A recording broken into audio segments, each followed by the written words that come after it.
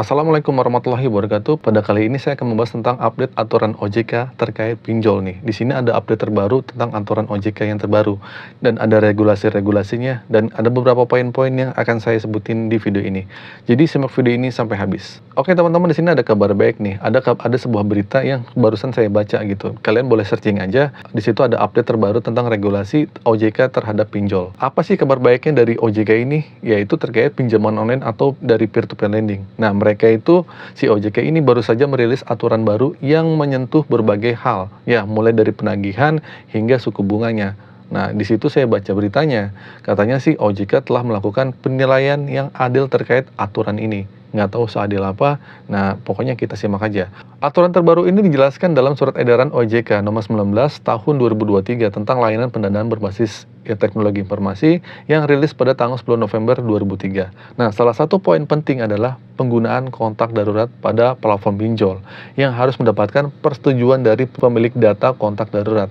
Nah, ini ditulis juga nih dalam regulasi update terbaru ini. Namun pentingnya untuk diingat bahwa si kontak darurat hanya boleh digunakan untuk mengkonfirmasi keberadaan pinjaman, bukan untuk tujuan penagihan.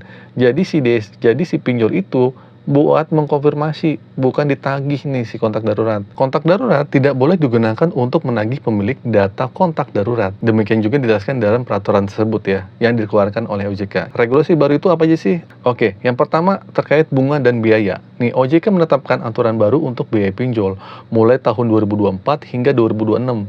Biaya pinjaman akan turun secara bertahap. Misalnya bunga untuk pinjaman usaha maksimal 0,1% per hari pada 2024, lalu selanjutnya akan turun ke tahun 2026 selanjutnya. Oke, jadinya seperti itu. Pokoknya kalian baca aja.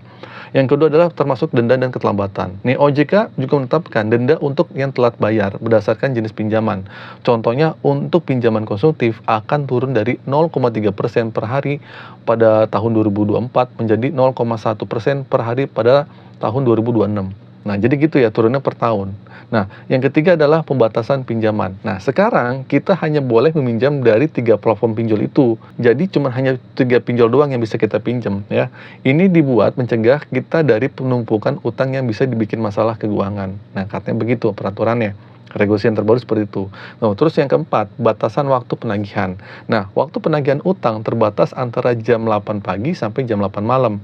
Kalau di luar waktu itu harus ada persetujuan dari kita dulu. Oke, selanjutnya regulasi yang kelima adalah pembatasan metode penagihan. Nah, coba kalian perhatiin ini. OJK itu makin ketat soal secara penagihan. Jadi nggak boleh pakai ancaman, kekerasan, atau hal-hal yang bikin kita merasa direndahkan. Ya, jadi nggak boleh intimidasi atau diskriminasi, baik di dunia nyata maupun dunia online.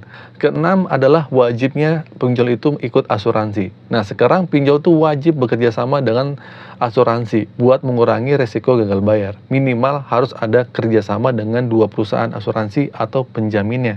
Nah, jadi gini ya, semua itu diharapkan bisa membuat layanan pinjol ini katanya sih semakin baik. Nah, dari beberapa poin dari 6 poin itu, saya rasa itu sudah ada ya di tahun-tahun sebelumnya, di tahun-tahun sebelumnya atau di tahun-tahun sekarang. Tapi semoga aja di tahun kedepannya update tentang masalah regulasi ini, semoga pinjol-pinjol bisa merealisasikan dan bisa mengimplementasikan dari aturan-aturan yang dibuat OJK. Semoga saja. Tapi kalau enggak, ya udah sama aja bohong. Oke, itu saja teman-teman info singkat dari saya. Semoga info ini bermanfaat. Akhir kata dari saya, Assalamualaikum warahmatullahi wabarakatuh.